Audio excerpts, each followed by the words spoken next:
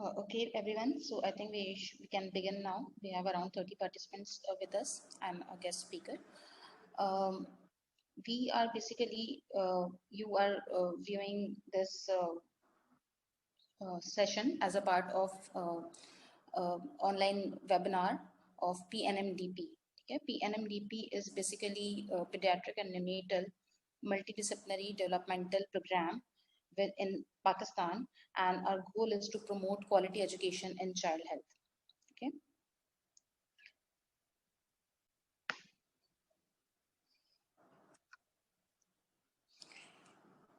Uh, Basically, I'll just take 2 to 3 minutes of your time before moving on to Dr. Marine.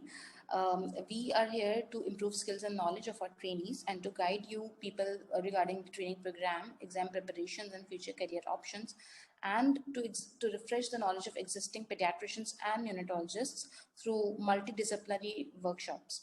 And we hope that this will in turn improve, inshallah, childhood mortality and morbidity in Pakistan.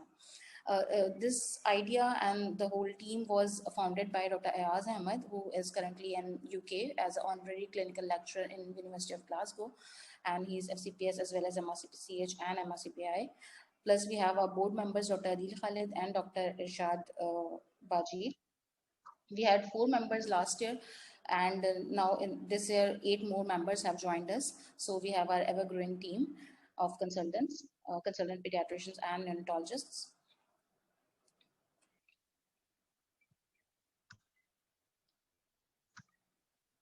Okay, in the current month of March 2021, we have undergone a few sessions on orientation of the trainees, approach to immunological disorders, long case on tuberculosis, and approach to COVID in children. And you had a MOX key discussion also. And now currently we are having this current webinar on career opportunities in UK, Ireland, Australia, and Canada. There are 4 more sessions to go on this month, one of which is a long case by Dr. Shakil Ahmed, who is a consultant pediatric rheumatologist on 23rd March. Then you'll have a short case on a child with rash with Dr. Meher Afroz on 30th March. And open on anaphylaxis management and the use of EpiPen by Dr. Aslan, who is a consultant pediatrician from Child Life Foundation. And in the last week of March, possibly you'll have a theory test on immunology and rheumatology. So keep yourselves lined up for all these sessions.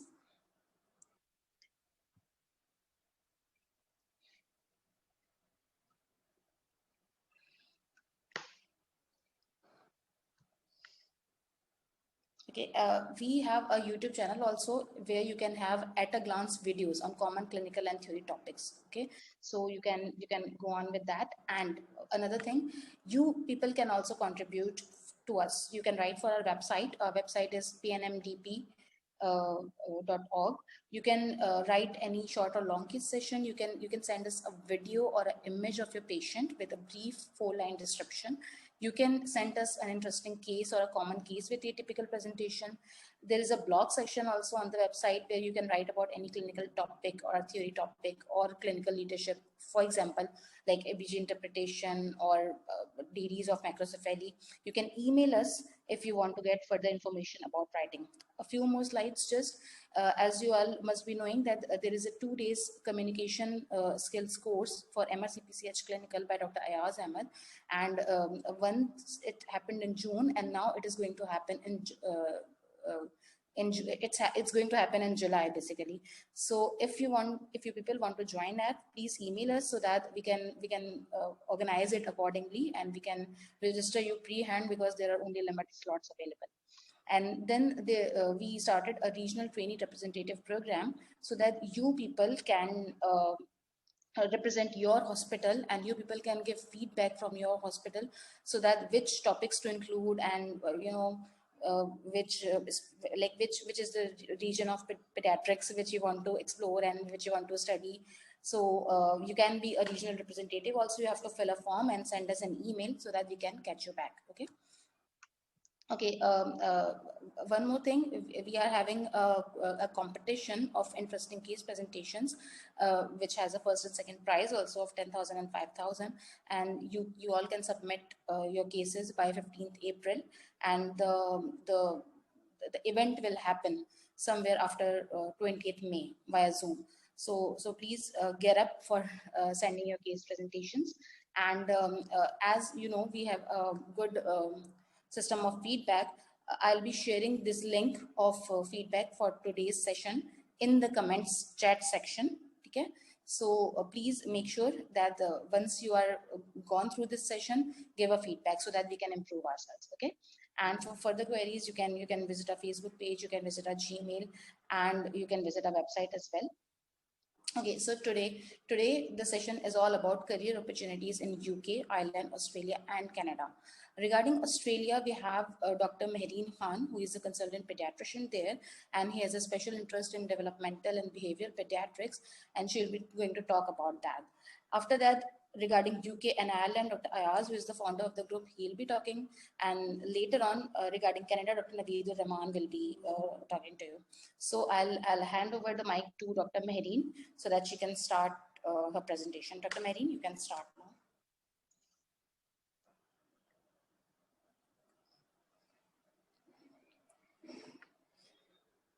Dr. Mehreen, you can share your screen now.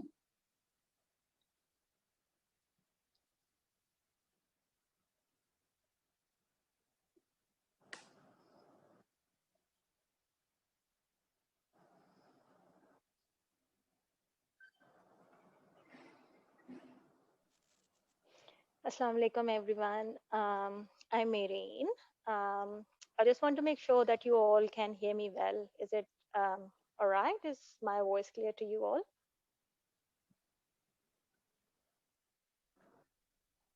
Sharmeen? Yes, we can hear you, Dr. Mehreen. All right.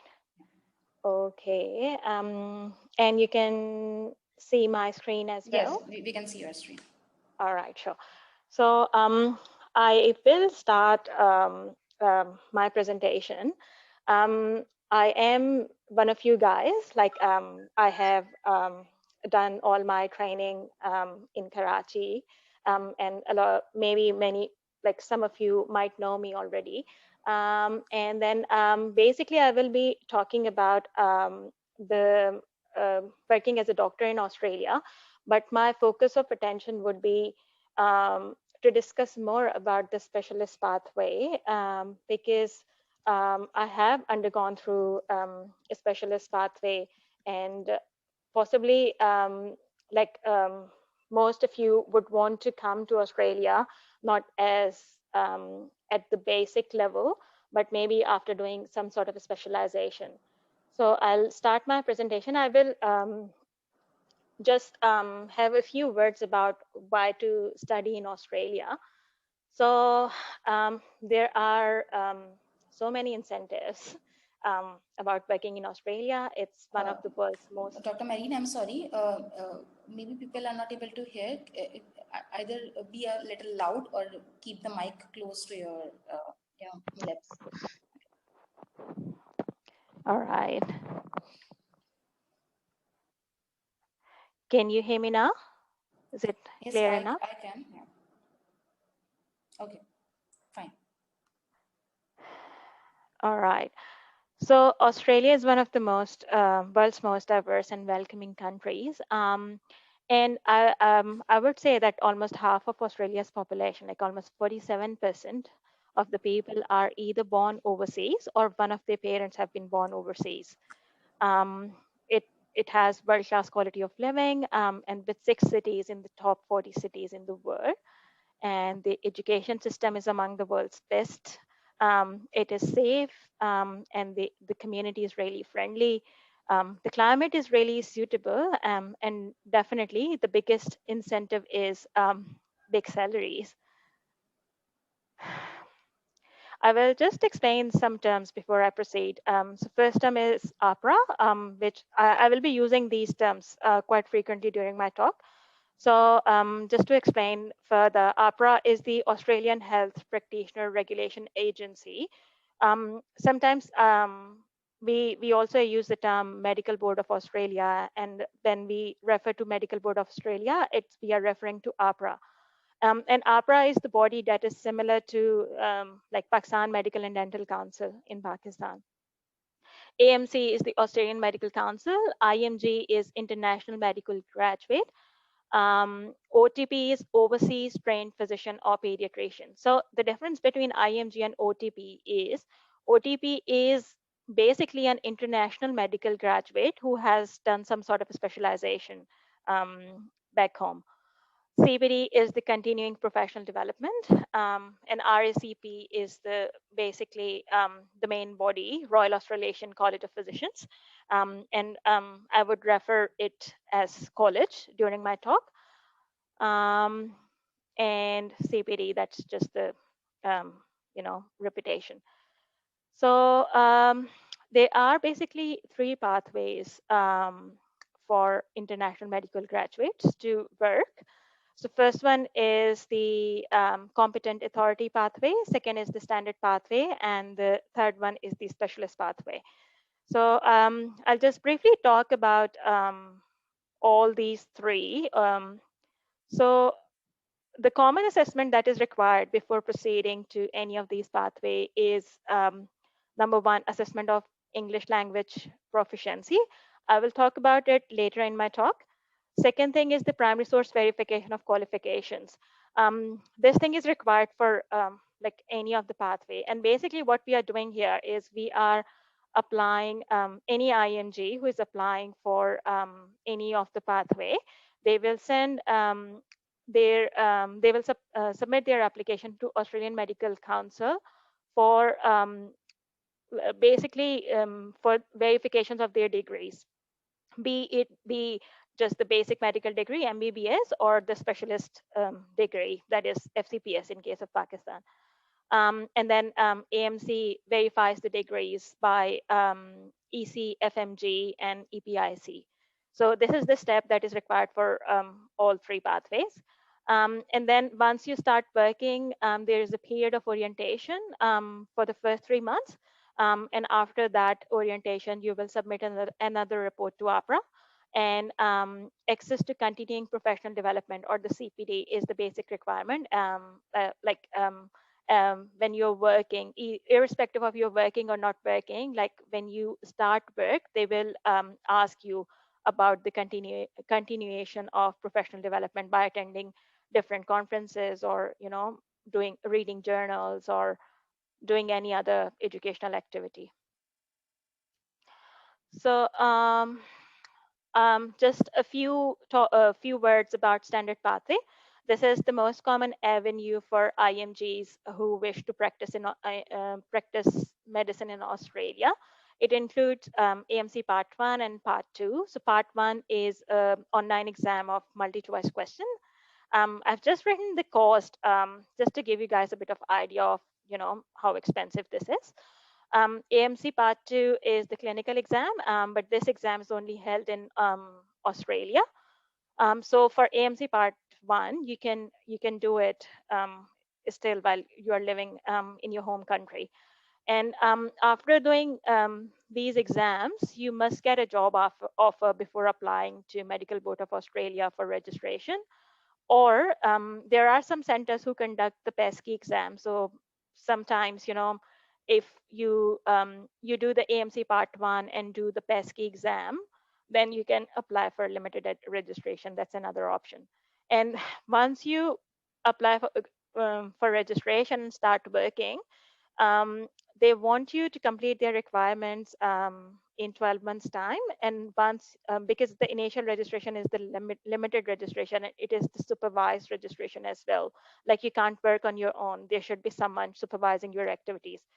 But once you have completed the the board's requirement, then you can get the general registration, and you can work without supervision. You can and then the second pathway is competent authority pathway, and this pathway is basically for those overseas trained physicians who have done some other international exams, or who hold the like the registration of only limited countries, as I have mentioned here.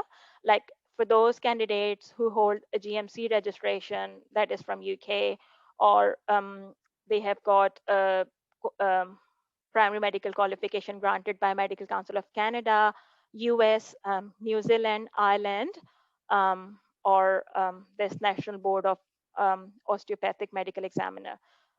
That's again a USA.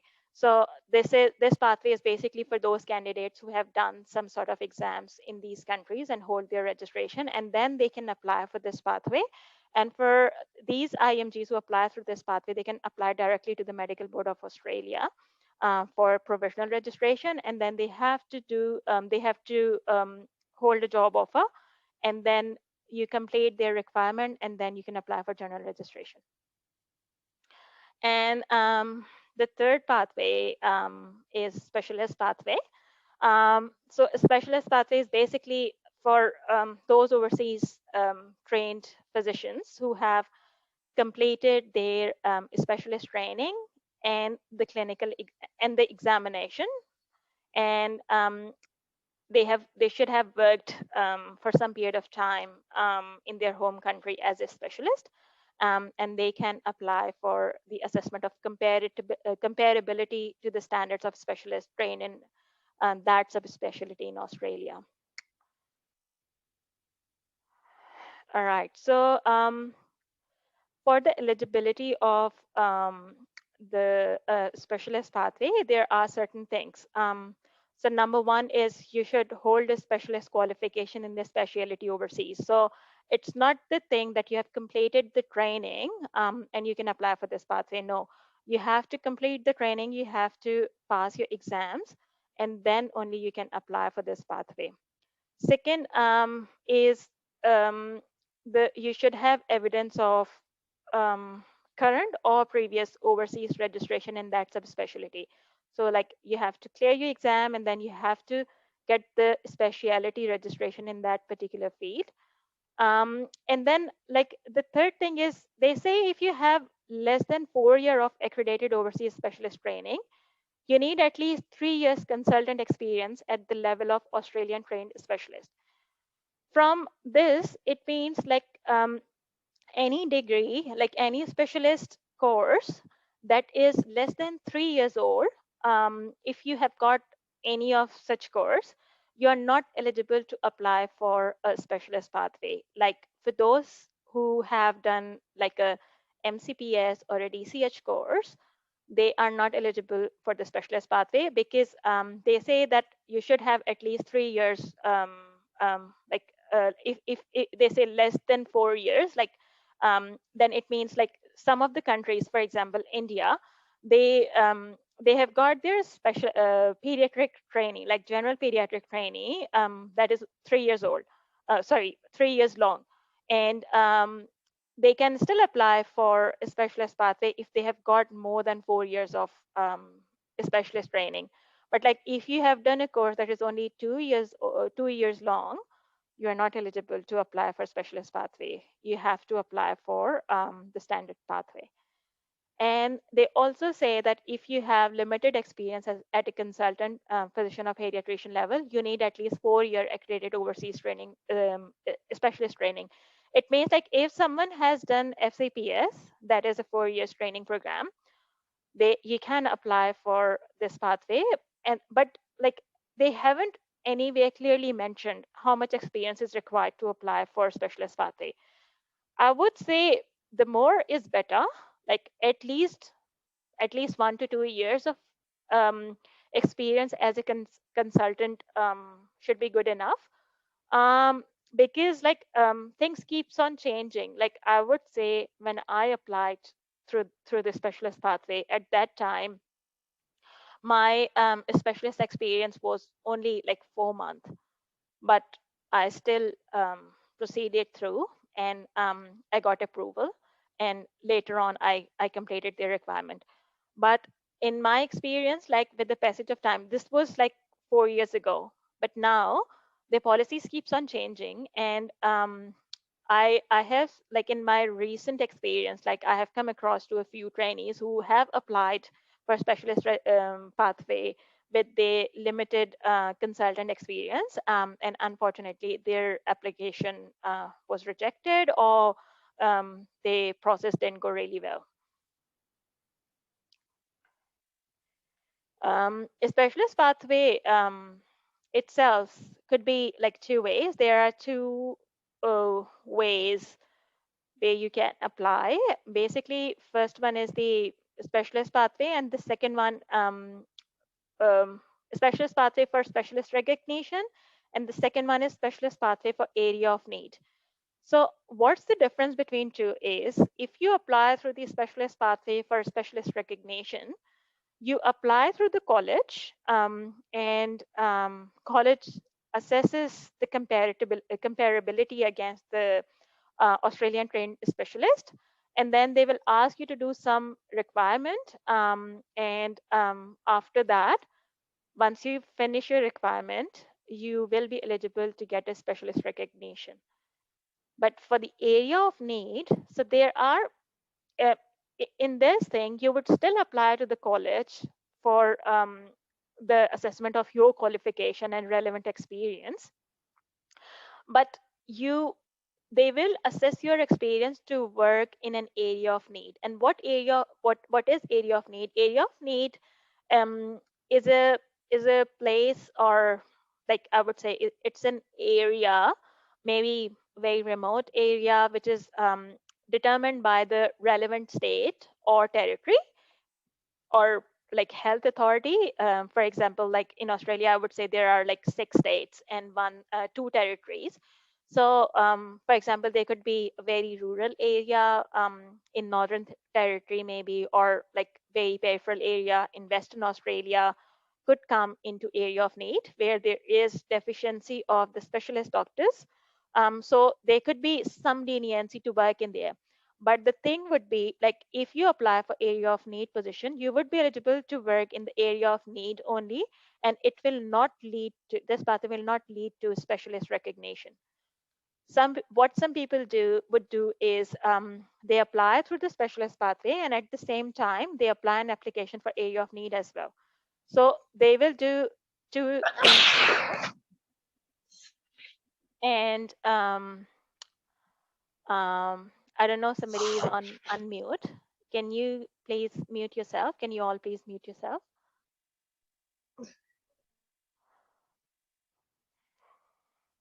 All right. So if you apply, some people would apply through the specialist pathway, and they will also submit their application for area of need. And then there are still chances, like for example, if you are not successful in through the specialist pathway, you still will have chance to work in area of need. So it can happen, but I wouldn't suggest just only applying for area of need, like, because it won't lead to specialist registration. So it's better to apply for specialist pathway with specialist recognition, and as a backup, you can apply for area of need. But definitely there is cost for everything, so you have to work around your own circumstances. Then the assessment stages, what happens is there are 3 stages basically. First one is the interim assessment stage, second one is the ongoing assessment stage, and then the final assessment stage.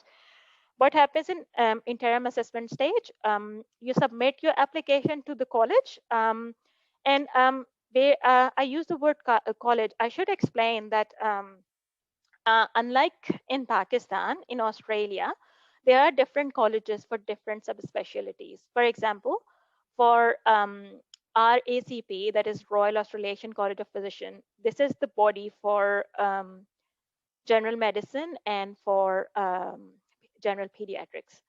Um, there is a different college for obs and gynae. There is a different body for surgery, and there is a different college for emergency medicine. So all the colleges are different, and their requirements could be different.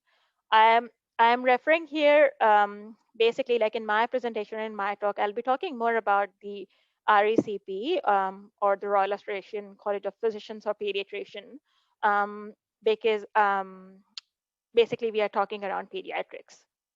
All right, so as the part of first step, as I talked to you guys before, you have to apply for your degree verification, and then you can once you have submitted your application for the verification, then you can apply for you can apply you can submit your application to the college or the IACP for the comparability to Australian trained specialist. And you have to submit their requirements. And when you submit the application, they consider your training, what you have done, what was your training like, what was your training program like, what sort of rotations have you done, how is your experience, what is your recent practice, like is there a gap in the practice, or you have been continuously working, your CPD or the continuous professional development, your technical clinical skills, and non-technical professional attributes.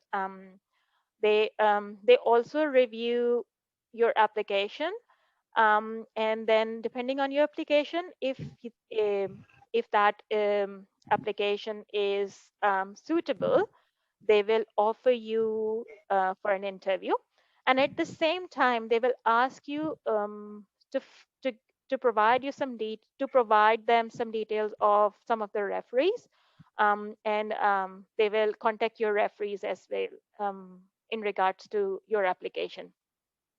So the referees, like this thing is a very, very common thing in Australia for any job application, or like for any of your training program or anything. Like when you apply for something, they will always ask for some referees.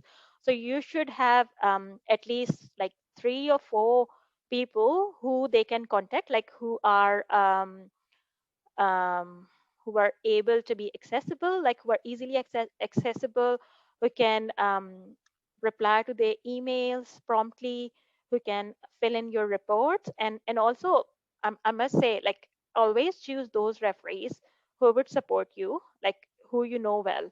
Don't always think that, if I choose like a professor or a head of department, it will it will increase the value to my application.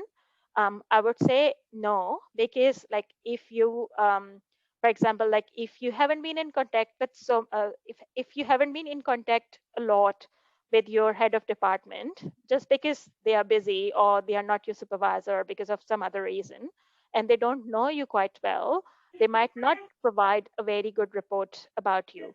So choose those people who know you well, and also who are accessible, who have access to email and who reply to them promptly.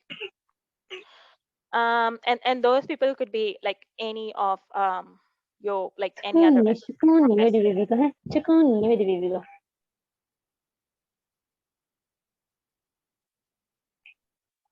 Sorry guys, can you please Yeah, mute yourself? Dr. Marine, I'm muting everyone.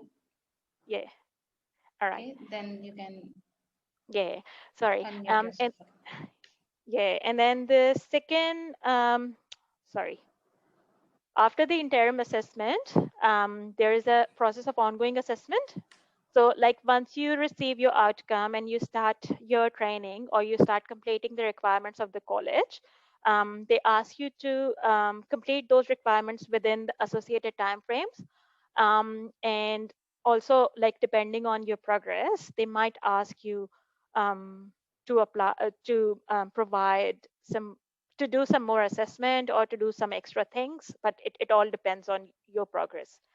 And also, how you are going with your progress, college will also notify APRA if you are eligible for registration to progress or not. For example, like if your process is not going quite well, then college will advise APRA that that particular person is not going well, and he's not eligible for further registration. And then the last thing is the final assessment stage, where once you complete your requirements of the college, then they will review your progress, and will give you an outcome if you have satisfactorily completed your requirement, and they will decide if you are if you're eligible to get the specialist registration. I'll just talk a little bit more about the interim assessment. Like once you apply your application, as I said, that once you apply your application to the college, they will assess your application, and depending on your experience and your qualification, they will offer you an interview. That interview can last for an hour. And at the moment, most of the time, the interviews are conducted by video conferencing.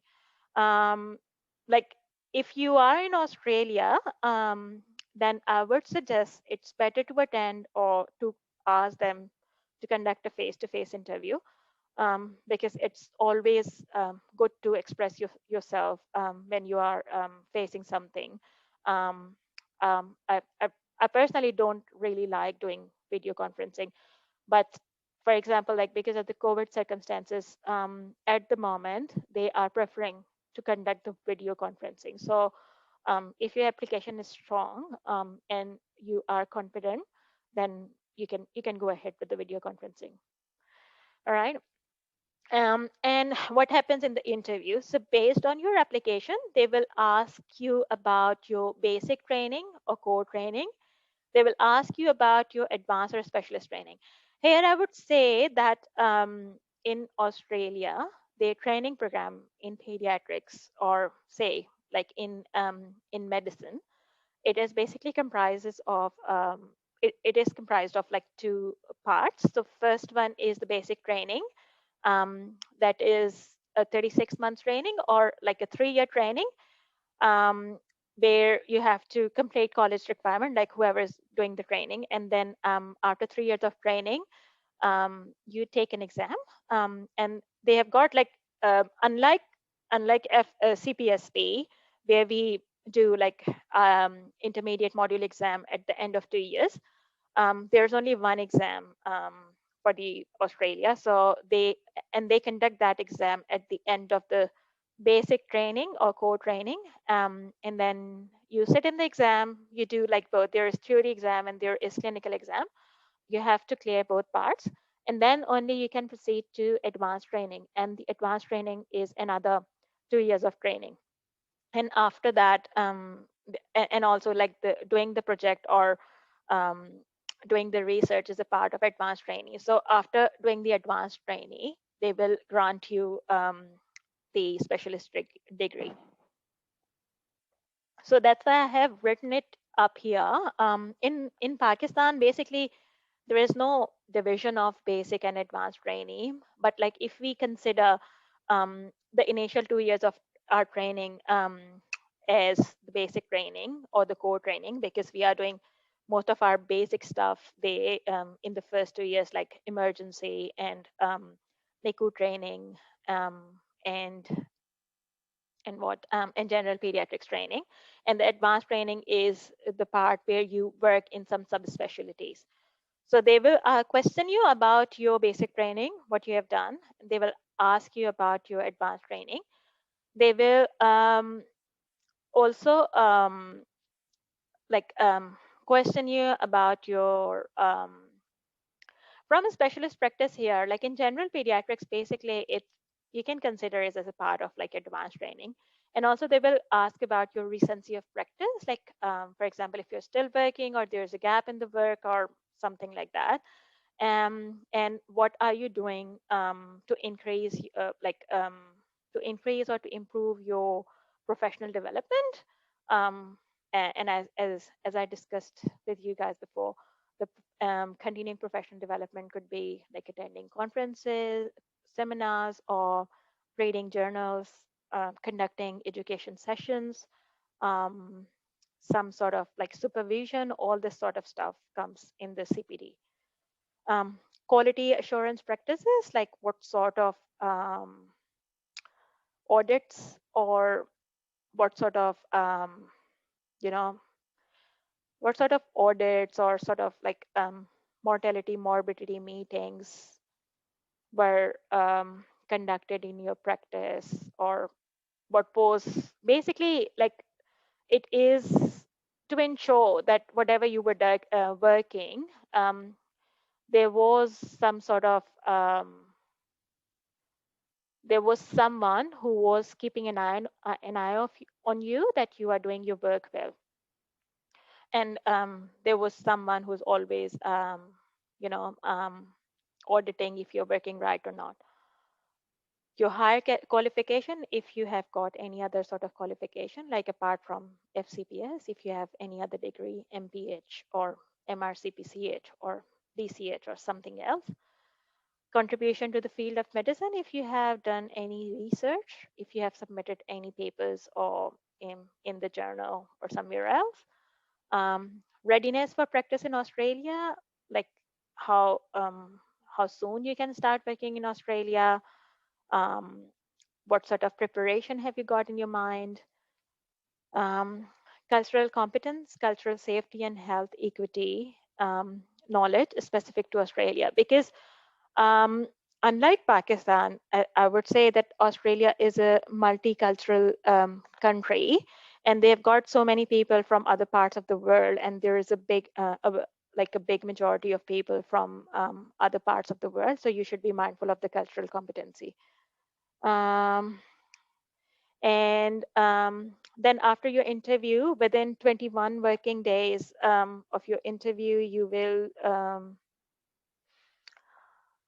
will get a copy of your interview report and the referee report, and they will also your case officer will go will review your application. I should go a little quicker. I think I'm going too slow. All right, so just quickly, what could be the outcomes of the interview? There could be three. Number one is the substantially comparable. This is the best outcome if you get. So once you receive the substantially comparable outcome, you have got maximum of 2 years to begin the requirement. And if you get substantially comparable, it means like you are almost equivalent to the Australian consultant, but you need to undertake 12 months of the peer review practice in Australia to get to know the system. All right. And after completing all the requirement, you can apply for fellowship and without any examination, and you can apply for a specialist registration. Second outcome could be partially comparable. And if you get the partially comparable outcome, you still have 2 years to begin your requirement. Like you have to start your requirement as soon as possible. You only have 2 years to start. And then you have to do 24 months of the training, and that would include top-up training and some peer review practice. And after completing all the requirement, you can apply for the fellowship and specialist registration.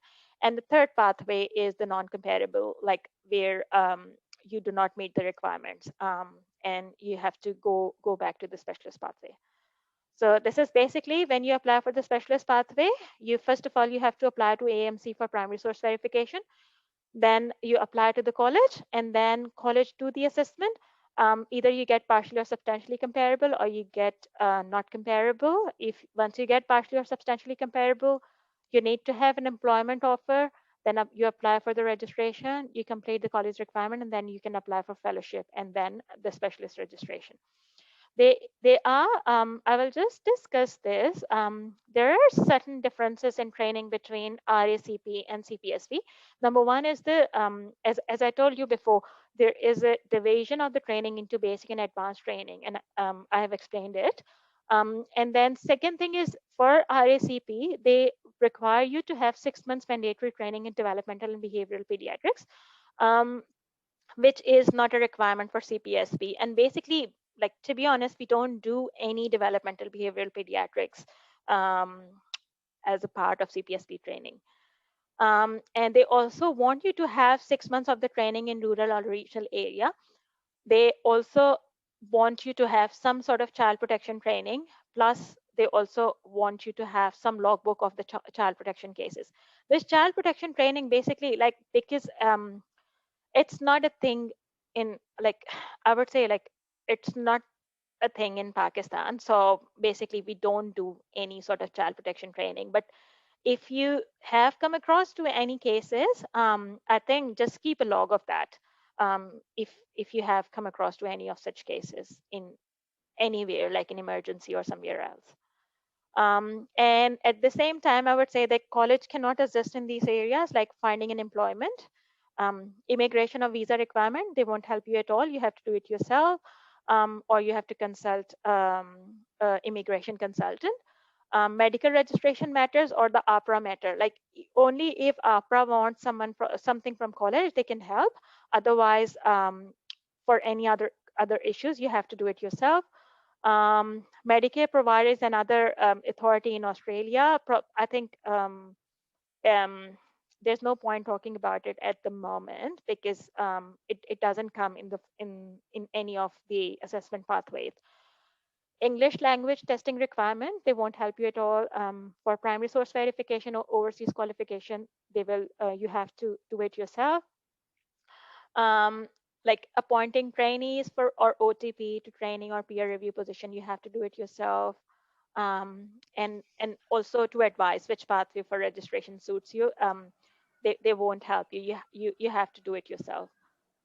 All right. Then registration to APRA, there are certain things that like there are certain requirements for the APRA registration, because like you can't work after college only just after college recognition. You have to get the registration before working anywhere. Like you must have a registration with APRA before working. Like you can't work otherwise. So basically two main things where we the people question a lot about is, first thing is English language proficiency. So you can take any of these tests, IELTS, but you should have a minimum score of 7 in each component. For OET, you should have a minimum score of B in each component, and for PT academic, you should have minimum score of 65 in each of the four things. For the recency of practice criteria is like there shouldn't be more than 2 years gap. They say that you should be working at least four weeks full time in one calendar year to meet the recency requirement, or like 12 weeks period in 3 consecutive registration period. In 3 years time, you should have worked at least 12 weeks. So if you have done that, then you are eligible. There is a little talk about you guys can take a snapshot of this. Like a lot of people ask about how much do you have to pay. Obviously this is a lot, but like just to give you guys an idea of how much do you have to pay. So yeah, it's just a ridiculous amount, but I'm sorry about that. And then in terms of other fees, so that was the fees only for the college, but this is basically other fees. So for primary source verification, you have, once you apply for this is the fees for primary source verification. And after you have done primary source verification and the college requirement, you have to, for your registration, you have to pay this much to APRA. They are just like robbers. They are taking a lot of money from us. There's certain references and resources. If you guys want to take a snapshot of this is a very helpful slide as well. And that's it from my side. Thank you so much, Sorry. Dr. Marine. You covered it comprehensively, and it was a good talk. Dr. Marine, we have 2 questions. One is that if someone has completed MRCPCH exams and has got a GMC registration also, then as compared to FCPS in pediatrics, what will be the benefit of having a complete MRCPCH and GMC along with that, if he or she applies to a specialist pathway? I would say I'm pretty sure, correct me if I'm wrong, MRCPCH is a 2 years training program.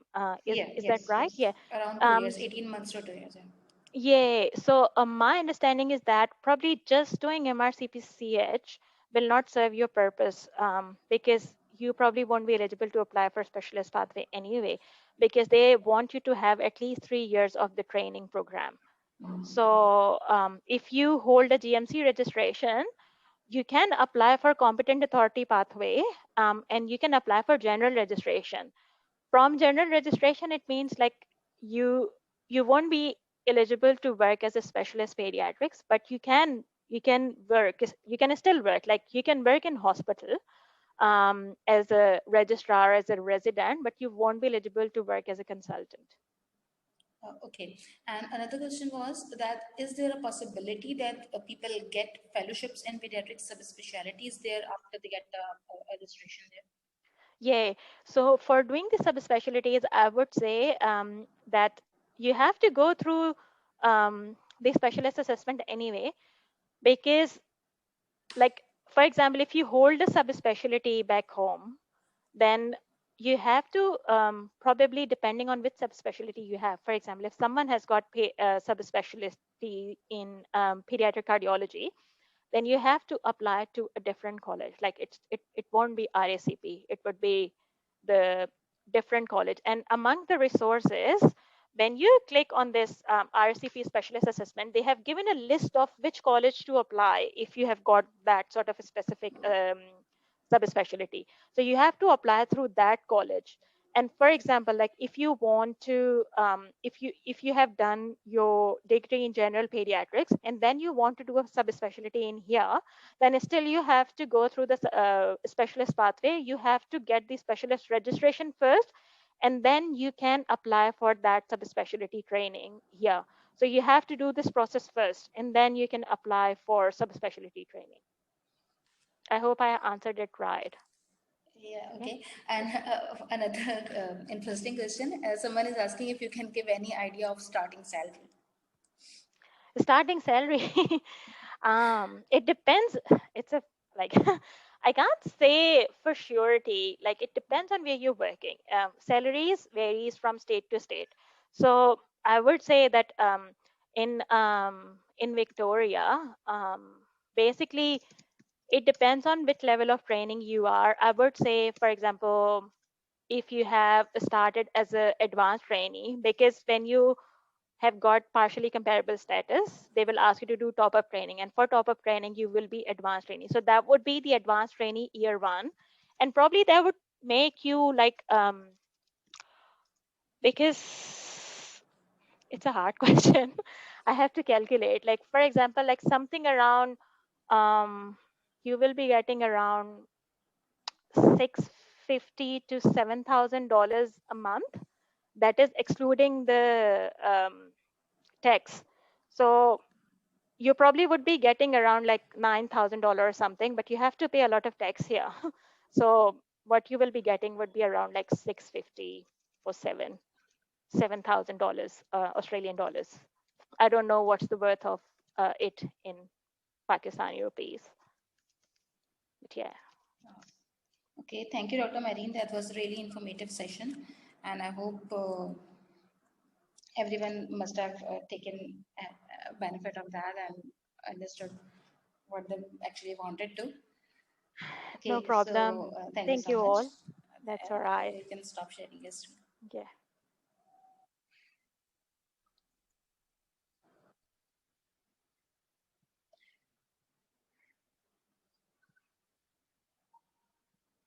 Okay, next, I think we have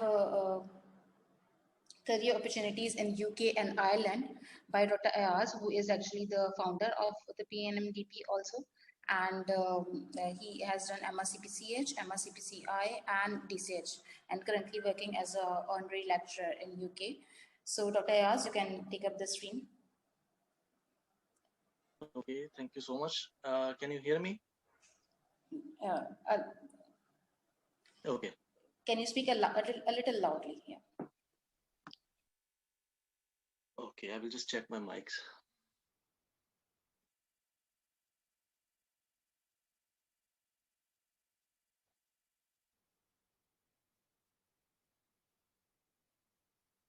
So, Assalamu alaikum everyone, myself Ayaz, and today I will just give a short talk, and then more likely I will take questions from everyone.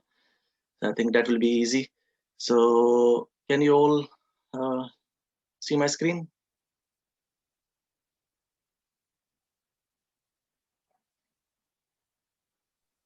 Yes, we can. Okay, just wait. I think there's some issue here.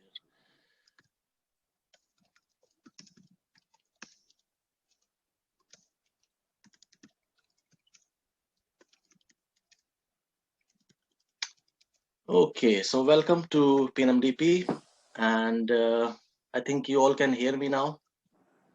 I Yes, we am can. okay. That's good, and thank you so much. Thank you, Dr. Marine, for your valuable time. So basically, I'm just going to cover UK and Ireland, and I am currently doing the higher specialty training in UK. And I think Dr. Sharmeen said like I'm honorary clinical lecturer, so that's just the part-time thing. So I've just joined the university as well. So just for my, because I'm too interested in teaching. So basically I'm doing my higher specialty training in the UK, pediatrics and neonates. So I am going to, so first of all, everyone should have a question, why you want to go to the UK? So what can be the reasons? So, there can be, you can go for permanent or just temporary, for some fellowship, for just some experience, or you can go for example, you want to go to the UK for 10 years, for 15 years, or just to permanently settle there. So there are different routes, which I will discuss with you. Where you want to go? You want to go UK, Ireland, Australia, Canada. So again, it depends how you will go. So basically, I will discuss with you. So in the UK and Ireland, so what are the options? So just I will just explain in a simple words. So in first of all, I will touch the UK. So in UK, so you have three routes basically, and first one is the general route, second one is the MTI, and the third one is the Cpsp. Okay, so I think you must have a question in your mind, like for example, I am going from Pakistan, so will I be able to work as a consultant? No. So you cannot work as a consultant in the UK without having any training in the UK or the Ireland. Okay, so there are three options: general route, and Cpsp and MTI. Okay, and through all these three routes, you will work as a SHO, senior house officer, or a registrar. Okay, and what are the requirements? So basically, I will just go one by one route. For example, if you are going to go the journal pathway, like you will want to get the GMC, so you need to pass the MRCPCH or the PLAB. Okay, so that's for the journal route, MRCPCH or the PLAB. FCPS is not recognized now. Before, I think I will say 6 or 8 months ago, it was recognized by the GMC, but not now. That's our bad luck. So you need to pass MRCPCH or the PLAB for the general route. So I think for our trainees, it's very difficult now to, for example, from Pakistan, you're doing the MRCP is very difficult. You can take MRCPCH 1, 2, but for clinicals, you should have some, practice and some clinical skills, and you should work in the UK for at least 6 months to 1 year, and that will be easy for you to pass the exam. Otherwise, I will say it's very difficult without any courses. Okay, so that's the general route. Then the next route is the Cpsp route. For the Cpsp, like College of Physicians in Pakistan, the Cpsp route, there again in the Cpsp there are two pathways. First is you can go after IMM, intermediate module exam, or after your FCPS.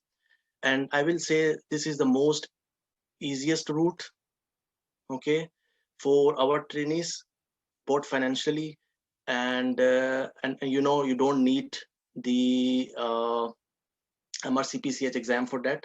For example, if you want to apply after IMM, so what you will want to you fill the form, and when the applications are open, you will fill the form for to apply for the UK.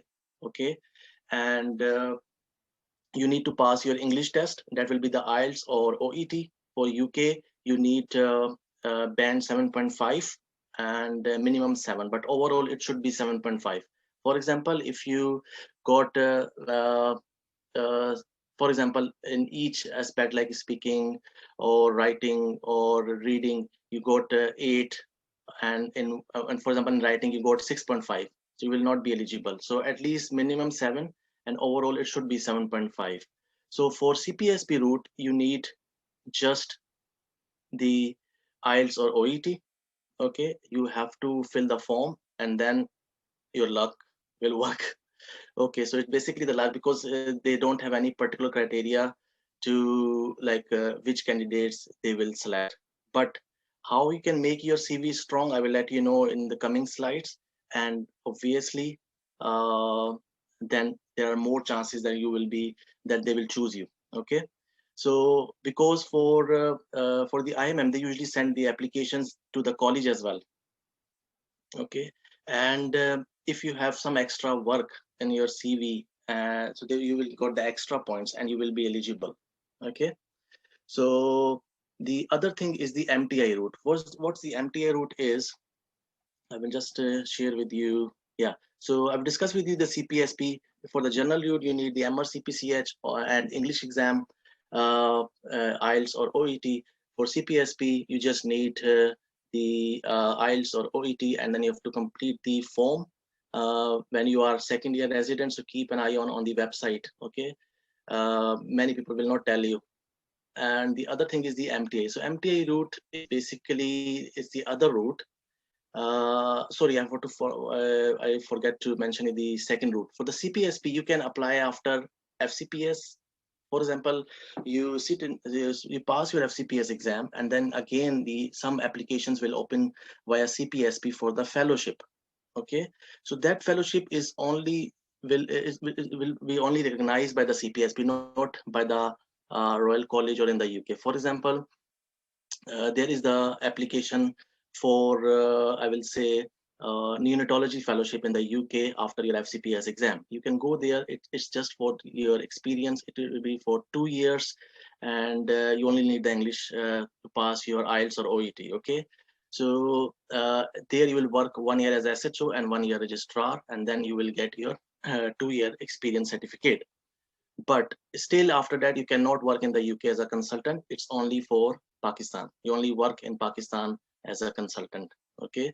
But it's not for the other countries. So just remember in your mind, it's not recognized by the Royal Colleges, but only it's a mutual program between the Cpsp and the Royal College. So it will be good for the Pakistan. When you're coming back to Pakistan, it will be good that you can work as a consultant in that particular field. Okay, so there are 2 routes for the Cpsp. Now come to the Mta route. Mta route is the requirements are you must be a trainee. For example, whether you are doing your general PEDS training or you're doing your fellowship training in Pakistan, you must be in the training, and you will make sure, I think when you are writing to them, you will make sure that you will come back to Pakistan. Otherwise, you will not get that scheme. So MTI is basically, so you should be in the training. You passed your English exam like IELTS or OET, and then you will write to the college. Okay, I will give you the email ID. So RCPCH MTI program, when you Google it, you will just mention RCPCH MTI program and just go through it. They have mentioned the process and everything, and then you can write to them, and I will say your email, should be strong. Just mention why you want to go there and what you are doing in Pakistan. Did you pass your English IELTS or OET or not? And then ask them like how I should apply. So they will send you the things and the forms and everything. Okay. So there's the other route, but again, it's luck, and again depend on your CV as well. Okay.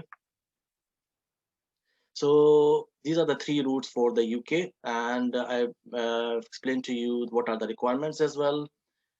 Okay, the other route is, for example, if you ask me like how I went to the UK. So again, I did the 2-year scholarship for Ireland, and then apply for the UK training, higher specialty training there in the UK. Okay, so in the Ireland, now we'll touch about something like how you will apply for the Ireland. So again, for the Ireland, there's only one option, and that's the Cpsp route, which is after IMM usually. So they usually don't send you after FCPS.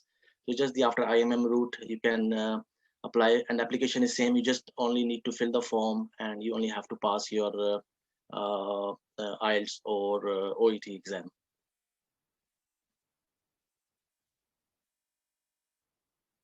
So I've discussed with you the required money. So if you are, what will be the course you apply it via Cpsp route? So it's not too much. You only just need to pass your English test, and just some money for your traveling, and when you will be there for 1 month. So at least I will say 5 lakhs. 5 lakhs will be enough, 5 to 6. And how I can make the CV strong to increase the chance of selection. So I think many times, I emphasize everyone to participate in teaching stuff, in the medical management things, and audits. So I think what is the audit? So basically, it's not the research. It's just the you will just compare your practice with the standard practice. It's very simple. If everyone wants, we can arrange the session on that as well, and that's in our plan. So it's just it's not the research. It's just as, for example, just I will give you the simple example you can do. So what are the nice guidelines on the neonatal jaundice? Okay, so for example, on the nice guidelines on neonatal jaundice, there is the standard protocol there. When you will read through that protocol, you came to know like what should I do in my practice and what you are doing at the moment. So you will compare both the practice. For example, the standard practice is you will check the weight, or you will just repeat you will send the prolonged jaundice workup after 14 days. So you will just compare with your setting. Are you doing that in your hospital setting or not? And then it's just the simple, just choose one topic. It's very simple. And then you can do the poster on that, or you can present internationally. Okay. Even if you're not presenting anywhere, just you can mention in the CV you did the audit, and it will give you the points. And for example, if two candidates are applying for the same post, so they will prefer you. Okay. So other thing is the case reports or the research. Yes, it counts as well. You can if you have the case report or research, they will prefer you as compared to the others. For example, if I will give you my example, so when I applied for the Ireland after my IMM, so I had my case reports. I think I had my 2 to 3 case reports. So I think it will give you the plus point. Okay, so and other thing is teaching. So you can mention like you are teaching the medical students. Do mention in your CV. Or you are, for example, I will say like Dr. ABC is hosting the session today. So that will be count as well in the medical management things, and it will give you the point as well. Okay. And for example, if you want to get experience, you can email us. We can help you more, like how you uh, uh, uh, can contribute to the Pnmdp, and that will be good for your CV as well. Okay. And the other thing is, okay, so I think that's all. If I will take more questions from you, and if you have any question, do ask. I think it is the right time. Any question, any queries, you can ask, and I will answer. Dr. S, we Hey, have one question. Thank you so much for your presentation and a quick overview. We have one question that is the score of IELTS or OET the same for Ireland and UK, or is it different? The requirements. For Ireland, it is different. For Ireland, you just need 7, and minimum 7 and overall 7. For UK, it's 7.5. So yeah, there is a difference. So there is a difference of a score of 0.5. Okay, and another question is, I don't know if any one of us knows about it, that will FCPS PEDS be recognized again by Royal College in the near future? So I think at the moment there is I think they're more likely to promote their own exam, MRCPCH, and that's why they are developing centers in Pakistan. And I think that might be the one reason, so they're not recognizing FCPS. So but it depends like who is the president of the college. So whenever, for example, next time there is other president, might be he think like we should add FCPS. So again, we don't know at the moment, But I think the other route, which I will suggest to go for MTI. I have given you the email as well. Email them, and I think there's a good option now. So you can go for at least for 2 years, make your CV strong, and you can come back again. Okay. Another question is that should can the candidate only apply after IMM, or can they apply after FCPS also? You have cleared already that point, but I think someone has asked this question again. So IMM and FCPS both. So for example, some candidates do apply for IMM after IMM, but for some reasons they didn't get the post. Then I will suggest again apply after FCPS. So for MTI, usually when you are in the training, you can apply for 2 years, and you can apply. I think I will suggest when you are doing your FCPS, after the FCPS, when doing some fellowship, do for the MTI and get experience from subspecialty from the UK. Okay, another question is, what are the working hours, and is there space for pediatricians there? Someone has asked this. If there's space for pediatricians there, and what are the working hours? Yes, believe me, they need a lot of people. They need a lot of trainees. Even they have a lot of, there are a lot of shortages in the UK. So I think UK is the best option as compared to other countries. At the moment, I don't know what will happen after 3, 4, or 5 years, but at the moment they do require a lot of trainees, and I will advise to please apply and get some experience and do something for our and come back to Pakistan. The other thing is the other question I think was the space. Yes, I will say, yeah. So working hours. It's totally different from Pakistan, and sometimes it's very stressful. So for example,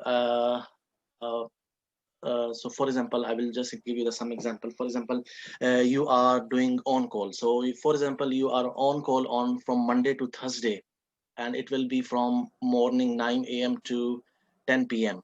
Okay, so 13 hours, but you have to do 4 continuous days or 4 continuous nights, and then after that you will be off Friday, Saturday, and Sunday. Again, from Monday you will do long day or short day, it depends. So basically roughly 40 hours in a week. But if you are on call on that round, you have to do sometime 59 hours, 62 hours. But again, you will get some off, like 3 offs or 2 off. For example, if I'm doing weekend night, Friday, Saturday, Sunday night, then I will get off Monday and Tuesday. Okay. Another question is, Dr. Yaz, should a trainee in FCPS training go for MRCPCH after training or during training? What would you advise? So I think we already conducted that session initially, how to ACE4, how to rock 4 years of training in Pakistan. And I did mention there, for example, if you're IMM, when you're doing your IMM, you can, because in Pakistan now you can take MRCPCH, so you can take MRCPCH 1 and 2. And when you are doing your finals, like clinical FCPS, you can go for clinical. But again, I will advise to take some. There are different courses. Pnmdp is planning for that courses as well. But at the moment, we're only doing communication skill and history taking station courses. But for there are different courses in UK. For example, if you have booked your exam, you can go to the UK, and before that, you can take some course, 2-day course or 5-day course. And I will say it's mandatory. Without that, you will not pass. And it's very difficult. Yes, if you are working in the UK, for example, 6 months and 1 year, then it will be very easy for you to pass that exam. So I think that's my suggestion for MRCPCH. Okay. Another question is MRCPCH versus the MTI pathway. Which one is better, and what would you suggest? Okay, so for example, the MRCPCH and MTI, yeah. So yeah. For MTI, you should be in the training in Pakistan or after if you're doing fellowship. And for example, I will say it's very difficult for us because of the cost as well. MRCPCH 1 is I think almost 500 pounds, 550 pounds. 2 is same 550 pounds, and clinical is again 600, 650. So it's very difficult, for us, and we are only earning not earning much in Pakistan. So, for example, if you apply for the MTI, you will go there. It will be very easy for you to pass the exam. If you take my example, if I was in Pakistan, it will be not possible for me to pass all this exam. I did my MRCPCH, I did my MRCPI, I did my DCH UK. So it was when I was in the Ireland, it will be easy. It became easy for me, to pass this exam because I was in the system and there was no issue with the. For example, if you are earning, you can pay the fees. It will be easy for you then. So I think if you are going for a 2-year program, go there and for at least for 6 to 8 months, uh, uh, get used to the system and then sit the exam, and definitely you will pass. Okay. Someone has asked if they have done the PLAB and GMC registration as well.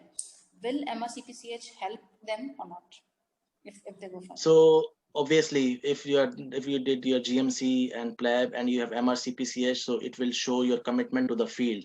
And if many people are applying, they will choose you because you have the extra thing. Okay, so everything counts. Everything counts, I will say. And the MRCPCH, just doing the MRCPCH, it doesn't mean like you will be the consultant in the UK. MRCPCH mean you can be the consultant in the Pakistan uh, and any other countries, but not in the UK. For in the UK, you should have their training. Okay, you should have their training, and then you can be the consultant in the UK. Or I think Dr. Marine, as someone had asked the question about MRCPCH and the Australia. So, for example, if you're doing if you did your MRCPCH and you are in the UK training program, after that, if you will apply, you can get everything. You can get their registration as well. But I think after that, no one want to go to the Australia. But it depends on your priorities. For example, if you don't like the UK, you can, after the training, you can go to the Australia and it is recognized. And the CCT is recognized all over the world. Okay. Okay. Another question is, can after MTI program or after MRCPCH, like in which of the cases you can work long term in UK? So for MTI, you have to come to the Pakistan. I don't know what the restriction for Ireland. It was 1 year. Like you come to the Pakistan for 1 year and you can't go back to the Ireland for 1 year. But after that, you can go to the Ireland. For the UK, MTI, because they will issue you the visa. I think that's the Tier 5 visa. I don't know. So they will issue you the visa, and that will be only for 2 years, and then you have to come back to Pakistan. And then when you're in Pakistan, you can apply again and go back to the UK to get more experience. And I think, yeah, that's the answer. Okay. Okay. And going through the MTI route, can you can take your family?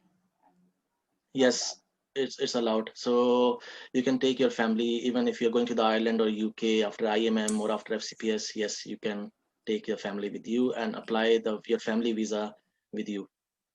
And if someone has done complete MRCPCH with GMC, can they enter ST3 or ST4 after clearing? Yes. So again, there is again, for example, after passing the MRCPCH and you want to apply for the higher specialty training, yeah, like I am doing at the moment. So you can apply from ST3, ST4. There are applications usually open in the UK. They have particular, the particular time, like and the closing date as well. So when you apply, so again there will be the interview, and for that again, like the MRCPCH exam, there are 8 to 10 stations. But due to the COVID at the moment, I think they did they make it short to 4 stations at the moment. But when I applied for that, so there were 8 stations, and there are different stations. Like they will assess you for the teaching, for governance, for critical thinking, for their particular law in the UK, like how child protection cases. So there are different prescription writing. So there are different station, and then if you pass that one, there again the rankings. And they will give you the ST3 post or the ST4 post. And when you will enter that, you just because the training here in UK is 8 years with subspecialty. with or without subspecialty is 8 years. So you just have to do 5, or if you are ST3, you have to do 5-6 more year. ST4, if you are entering at level of ST4, you will do ST4.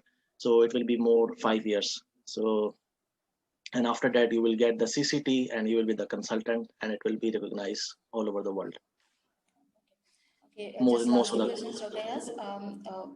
Kindly clarify, there are a lot of questions about the CPSP pathway, which we apply after FCPS.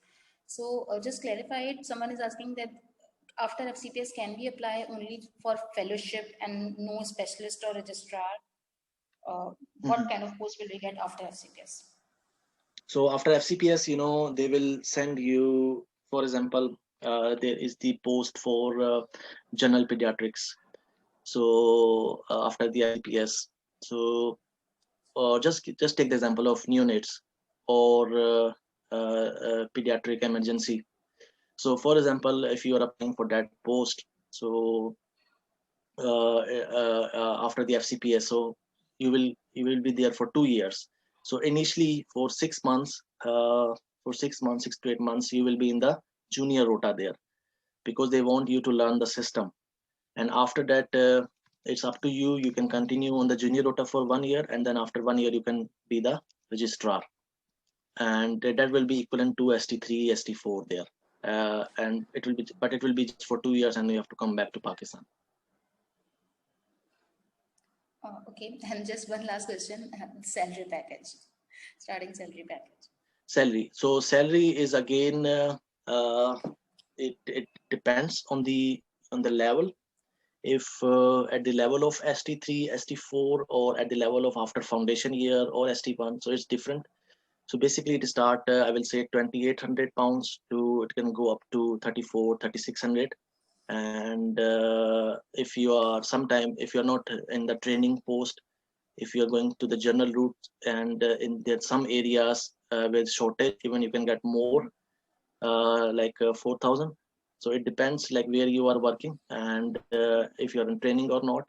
So average I will say is between 2,800 to 3,800. And again, I'm telling this without taxes. It's without taxes. Okay, so for example, many in the Facebook, many people like mention, you will there is a NHS trust and offering 62,000 pounds per year. So that's not 62. So it's with the taxes. So without the taxes, it's basically uh, uh, maximum for our fellowship, our fellows in Pakistan, they have good experience, so more likely will get above 3,000. So it's between 2,800 to 4,000 pounds. Thank you so much, Dr. Ayaz. We have a few questions also, but we are running out of time. So those will be answered by Dr. Ayaz directly to you. Okay, moving on to the third speaker, it's Dr. Naveed Rahman, who is an assistant professor and at Aga Khan University Hospital, and he is basically a pediatric intensivist. He has fellowship in pediatric intensive care units, and he will be talking about career options in Canada. So over to you, Dr. Naveed. Thank you very much, Dr. Sharmeen, and I'm thankful to you as well as the Pnmdp team for providing me an opportunity to discuss the career opportunities in Canada. I have asked a question in the chat box that what participants do we have, and we don't have medical students, so I'm going to go toward the pathway and career opportunities for those residents or fellows or consultants who are being in the those doctors who are being in the residency program or who are being in the fellowship program, and they wanted to choose a career opportunities in Canada. Before moving on to that one, I will share a brief journey how I have gone through the Canada. Initially, to start with, I have started. I am a graduate of St. Medical College in 2006, and after that, I have started my residency at Aga Khan University Hospital. And after after that, doing my residency, I have cleared my Fcps, continued continued as a fellow at Khan University Hospital as in pediatric critical care medicine. And after completing the pediatric critical care medicine, I went to Saudi Arabia for almost 3 years as assistant consultant in King Faisal Hospital, where I met a lot of people who were being channeling through there to Canada. And from there, I got some brief idea how to go from there. In 2018, I came back to Khan University Hospital and applied for the fellowship in Canada and got a fellowship in pediatric critical care medicine at Hospital for Sick Kids, Toronto. Then I came back after completing my fellowship back to Canada, back to Pakistan. So it mainly depends now. What are your goals? What do you want to achieve when you are going back there, when you are going to Canada, and what are your long-term goals? So one of the most important question that our previous speaker have also mentioned, that why you are going to Canada for the career opportunities, and almost 80 to 90% of the people go there because they wanted to get the get into process for Canadian immigration, and they wanted to get the Canadian citizenship. And that is one of the main area where people do go. They tend to stay there for almost 4 to 5 years to get that status, and after that they usually go somewhere else, or they continue to go there. Otherwise, if you are going there for in terms of improving your skills as well as qualification, you can definitely go there and come back after that and serve wherever you wanted to go all over the world. I would request that if you have any questions, you can write it down in the chat box, and if you wanted to ask it in the middle, you can stop me and please do ask me in the middle. I wanted this interaction to be two-way rather than one-way, giving presentation only. So once you were going to there are mainly, if you were going to see in Canada, if you're going to see the map of Canada, there are mainly 4 areas where you can apply for the fellowship or a residency. It is mainly Quebec, Ontario, Alberta, and British Columbia. So these are the 4 areas where you can apply for in different universities, medical universities, and you can get the fellowship into that. The process is simple, that they wanted you to complete the basic training in the, for example, in the internal medicine or the pediatric medicine or the pediatrics, if you are applying for pediatric subspecialty. And then they also, it will be a plus point if you have some experience in that subspecialty, if you are planning to go there and applying for a subspecialty fellowship and wanted to move forward in those subspecialties. Other than that, do anyone has any questions so far before I will move forward?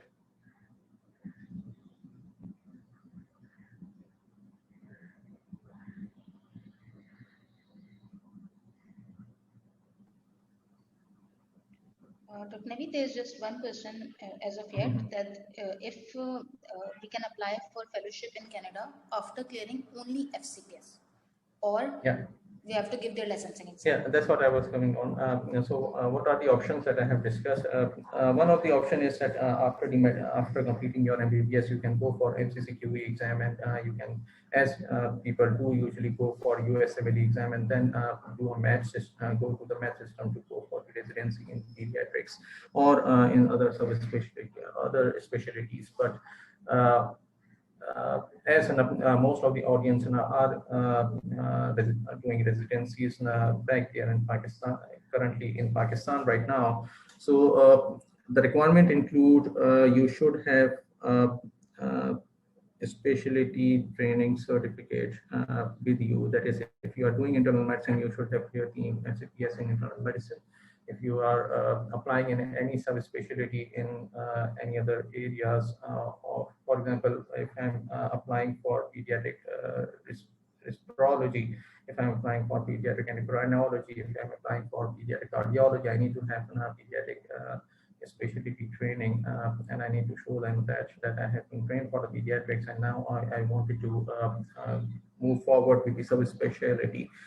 You need to have a good CV for that, and you need to show that you have some experience. So, for example, if you are planning to do a pediatric cardiology, they wanted that you should have some experience for pediatric cardiology in terms of that you have gone through those not only rotations during your pediatric residency, but you have attached yourself for almost 6 months to a year with a pediatric cardiologist, and you are you know the basics of doing echos, you know the basics of cardiovascular physiology, and what are how to manage those patients. They do prefer those patients. And the other important requirement, especially if in Canada, is that references are do a lot. If you need to have good references who knows you better, and references do make a difference. So any person who has been there in Canada, who has been the part of the system, or they have moved back, or they are a well-known world renowned figure in those subspecialty, if you're going to use their references and they know you better, and they have given a reference letter that shows that they know you very well, all they need verification that the person which we were going to hire as a subspecialty fellowship or in any fellowship, how are they from the communication, interprofessional skills, from the working point of view, and on the interpersonal side as well. That's what they wanted to know. And the more effective the reference is, the higher likely that you will going to get the high likely is that you will going to get the interview calls, as well as you will going to get the answer in a positive way from the different fellowship programs in Canada. If you are going to go back and for example, in Quebec, there are 1 or 2 universities now which you can apply. In Ontario, there are University of Toronto for pediatric. It is also University of Toronto through SickKids, University of Ottawa, McMaster, as well as few 1 or 2 others in Ontario. If you're going to Alberta, there's mainly Edmonton, there is only 1 university, and in British Columbia, there's mainly Vancouver, where you can apply for a fellowship program. Other than that, what you need to do, you need to go to their website. You need to, they usually announce their fellowship program. You can go, it is quite simple, that you can go at their website, and the subspecialty which you need to identify, you can search it on their website, and they usually announce their fellowship positions almost 1 year before. For example, if I wanted to apply for if I wanted to apply for June, for a period of June 2022 to 23, then I need to apply it at this point in time. So it is almost 1 to 1.5 year before. That is from January to March 31st, or sometimes it is April as well. It varies from universities' deadlines, and you need to follow those deadlines, and you can apply it online. And you need to, for applying it online, you need to give your updated CV, as well as you need to give the covering letter, as well as you need to give 3 references which needs to be submitted along with that. The other thing that is important is most of the programs do require Ielts with a score of 7, and although it is one of the requirement that can be fulfilled once you will going to be get selected, but you will not be able to you will not be able to continue with your fellowship without that Ielts. It's a part of registration process in some of the in most of the, not in some, but in almost 95% of the fellowship programs. There are few exceptions as well. For example, in Cpsp Toronto, I have applied it with, and I have shown them that in all the medical training, MBBS as well as residency, the medium of examination was English, and that has been mentioned in the certificates as well. So they have accepted that, and they didn't require but within the same hospital, in other subspecialties like in respirology, in oncology, hematology, they were asking for the Ielts exam. So it does varies from fellowship program to program, as well as from university to university. The other thing that is important is what you will going to write it down in your covering letter. What are the aims and objectives which you will going to show them in your covering letter? That shows a lot that after completing your fellowship, how it will going to benefit once you are going to come back, and how it will going to make change once you are going to come back, or you are going to go somewhere else if you are planning to go into the Middle East or somewhere else, how it will going to change things. That is quite important in writing down, and it needs to be realistic rather than just हवा में उसमें आपने चीजें लिखी हैं और सारी चीजें हैं. It needs to be realistic. That's what make a difference. Other than that, what money is required? I will just in a broader range, you need to have at least 8 to 12 lakhs in your hand before if you are thinking of that career pathway, because documentation you were going to need some part of the money before you were going to start your fellowship. You need to go through different fees structure for not only there are different areas where you need to submit fees in Canadian dollars. So I will just share this one thing that once I was being appointed for the fellowship, I was being given this checklist that I need to go through these things in order to move ahead and continue. And usually these all these requirements require at least 6 months time period, 4 to 6 months time period. It varies how if there are any hurdles in between. So offer letter needs to be there, appointment letter by the University of Toronto, which includes university fees, work permit, University of Health Insurance plan. Then you need to apply source verification of medical degree, which usually take 1 to 2 months time. Physicianapply.com that has separate fees for each degree which you need to verify, as well as passport also needs verification. Then the most important is the certificate of registration from College of Physician and Surgeon Ontario. As I was in Cpsp, I have to get it for Ontario. If you are in Alberta, you need to get it for Alberta. If you are in British Columbia, you need to get it for British Columbia, and if you are in Quebec, you need to get it for Quebec.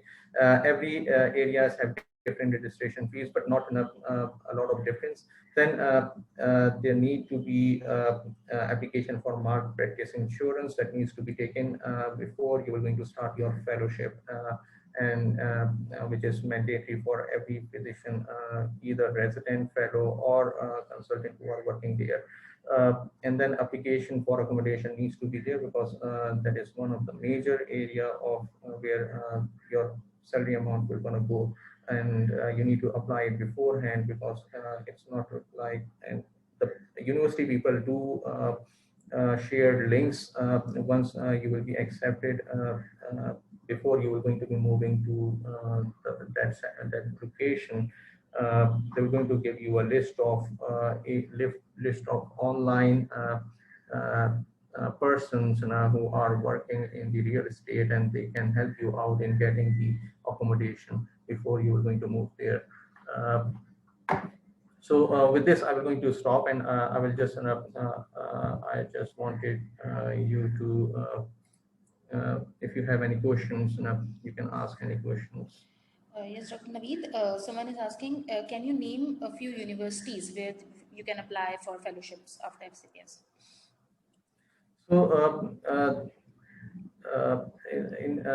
for example, you can apply in McMaster, you can apply in University of Toronto, you can apply in Cpsv, which is attached to University of Toronto. You can apply in Vancouver, which is University of British Columbia. You can apply at University of Edmonton, which is in Alberta. And there are smaller programs as well. If those who wanted to apply in smaller programs, they can apply it here. But there are only 4 or 5 universities, mainly in the Ontario, Edmonton, and British Columbia. These are the 3 main hubs now where people usually go. Okay, and what about the score for Ielts? Like you mentioned, usually it is in a 7 and above, and up in each. That's what they wanted. 7 and above. Okay, and if someone has done MSCPCH and has got a GMC registration, then can he or she enter Canada for a fellowship? Any person who has specialty training along with the specialty certificate can enter Canada. Definitely with MRCPCH or MRCP, they can enter Canada, and they can apply for fellowship in that particular program. Yeah. Okay, and just like CPSP as a program for of a scholarship for UK, are there similar programs for Canada as well? So usually in each part of the in all the 4 or 5 big universities program, they do have paid fellowship. That is, when I have gone there, they were paying me, and they do provide training. But they do have training programs. They have particular seats for those. For example, people do come from Saudi Arabia, UAE, as well as from Oman, as they send their trainees on their behalf, bearing their expenses, and they are trained in Canada for that. So it depends from where you are going, and but people do get paid fellowship as well. Okay, and after this fellowship, paid or not, can we work there as a consultant? So it's a long process. Currently, after completing 2 years of fellowship, they have started a C program. That is through which, after going through that C program, you will be allowed to work as a consultant in Canada, but you will not be given Royal College certificate for that subspecialty. But yes, you will be able. But the issue in Canada mainly is that the saturation is quite a lot. People, it is pretty hard to get the job at in Canada, especially in bigger universities. Okay, so it's pretty hard. Okay, someone is asking, is there a specialist pathway after FCPS? I suppose they're asking, just like in Australia, there is a specialist pathway. Yes, there is a specialist pathway. We have gone through like MCC QE exam for the medical students. There is a specialist pathway, but I haven't seen any person who has gone through that pathway, but it is not in my knowledge. Sorry, I can't help in that regard. Okay, fine. Okay, and the similar question for all 3 countries: working hours and salary package. And they have said that they have heard that taxes are significantly higher there. So is it possible? Definitely, taxes are significantly higher because they are providing you all. The working environment is pretty good. Everyone is equal. Everyone have equal rights. and government do take care of yourself as well as your family when you are moving there with the family, and they do provide a lot of things that is being paid for to the government. But for the taxes, yes, there are a lot of taxes. Almost 35 to 40% of your salary go to the taxes. It depends at which level you are going. If you are going for a fellowship, you will be able to get almost 80 to 82,000 per annum Canadian dollars. But after the taxes cut off, you will be able to get only 60 to 65. That will range from 4,000 to 4,800 per month. But it is usually enough for a family to take care of themselves as well as their kids. And they usually, if you are moving with the family, that is with kids as well as with your family, the tax return is much higher. So you will going to get it back, most of it. So it does depend on how you are living there. The major expense which is there in Canada is for the rental apartment, which you are going to get it. Almost it will going to cost you around almost 1,700 to 3,000 per month. So but if you are going there for saving, you will not be able to get that until you will move to the consultant position, where you will be given almost 2,000 to 3,000, 200,000 to 300,000 per year, excluding taxes. Excluding taxes. Okay. And Dr. Naveed, what about just like Dr. Yas discussed, when we are applying for a fellowship in a university, so what added things or what things will create weightage on our CV or our covering letter? Covering letter you have covered a little. Definitely. Yeah. For the covering letter, as I have mentioned, you need to have a good covering letter, and you need to have a vision before you are going to move to any subspecialty fellowship. That after that fellowship, what you are going to do, and do you have any backup of your job once you are going to finish that fellowship, or you will be searching for the job after you are going to finish your fellowship. For example, I have a background at Akhan University Hospital, and I was pretty much sure that I will be coming back after doing my fellowship. So it does depend what goals with what goals you are going, and the most important thing which should be there is the references which you are going to use, because your CVs are being judged with your references. The major the references are, the more weightage is given to your CV. आपकी file जो है उसी तरीके से ऊपर आती है. For example, I will just give one example of one of my colleague who has been trained in Akhan University Hospital. He has done his fellowship in pediatrics. He has done his residency in pediatrics. He has done his fellowship in neonatology, and then he went to Alberta for Canadian for further training for a 2-year program. So he has applied in all the 4 major areas in Canada for the fellowship, and he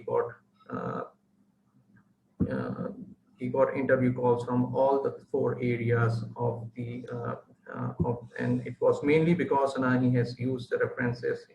One of the reference was from Dr. Zulfikar Bhutta, who is currently there as a chair of Women and Child Health. The other reference was Dr. Anita Zaidi. She is also working for Women and Child Health, and linked to Melinda Gates. And the third reference he has used for chair of pediatric and child health. So it was major these 2 references which has worked for him, and his CV has gone up to the top level rather than going down. So that's what I recommend. You need to जो जहन में लोगों के होता है कि meritocracy वहाँ पे होती है. They don't know you, If you have a reference and you have a person who has worked there, for example, those people who has worked in those hospitals and they know other people, and if you get that reference, definitely that means a lot to them. So it is important that the reference which you are going to choose, you need to choose it wisely, and you need to make sure that that person will going to once he will going to give you send the reference letter, he will going to show he knows you pretty well, and that's how it needs to be moved forward. Unfortunately, I don't have that reference. So I have gone for the elective rotation for almost 3 weeks in Cpsv before I have moved, before they have accepted my fellowship. So I have been there almost a year before for 3 weeks of observed electives, to go there, to interact with them, to show that I'm pretty interested, to show that I know I have a sound knowledge of critical care, and I need to progress further and sell yourself. So these are the things that you can take care of. Okay. Any more questions? If anyone has, they can type or ask.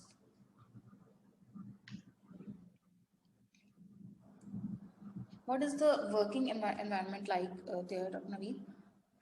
The working environment is pretty good. Everyone has to do their work, and everyone is supportive. Everyone is quite humble. They have created an environment in which there is no harassment, and if there is, then definitely there are areas where you can chat with those committees, and that would be taken care of quite nicely. So you feel very secure there, not only in terms of working environment, but also in terms of living there with the family. So no doubt, it's a pretty good place to work, Canada. And if someone is thinking of long term as well, there are opportunities for there to uh, spend long term time there. Okay. And what about the working hours?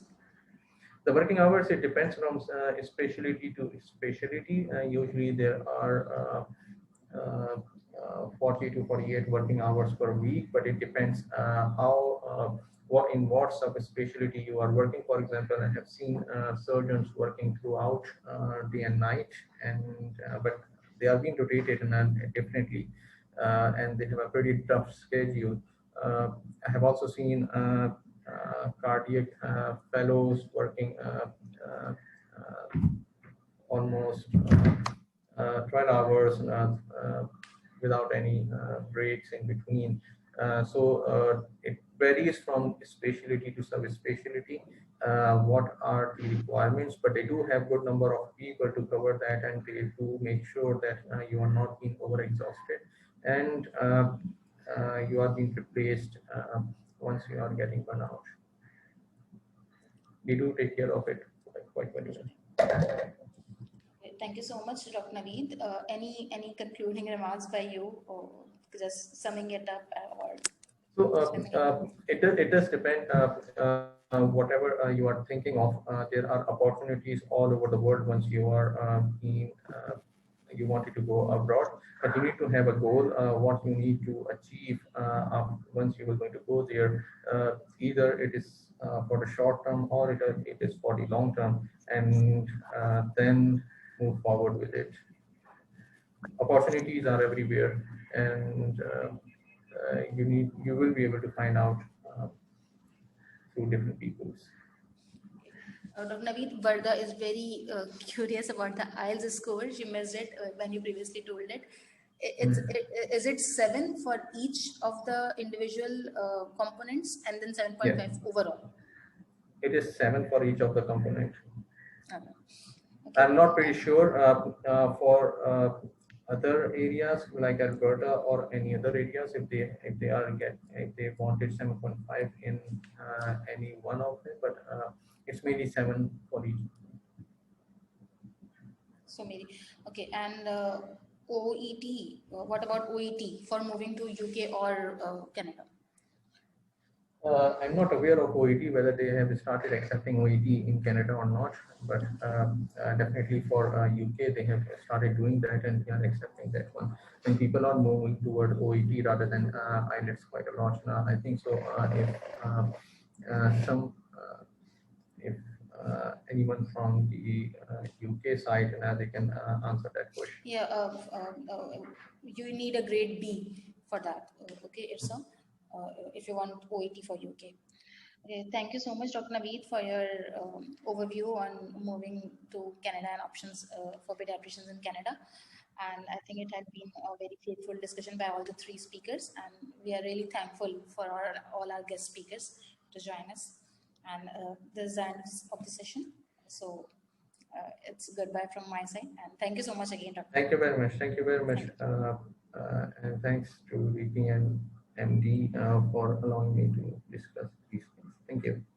Thank you so much. Okay. Okay. Allah Hafiz to everyone.